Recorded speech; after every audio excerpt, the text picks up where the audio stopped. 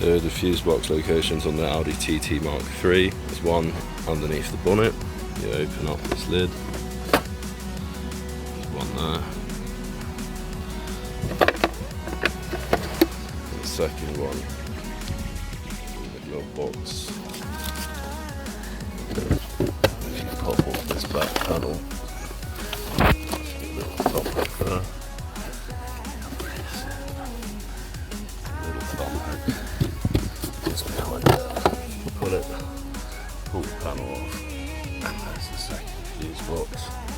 To put that back in, you just put those two back on and pop it back into place. Thanks for watching. If this video helped you, you can help me by liking and subscribing, or checking out some of the other videos on my channel. Cheers.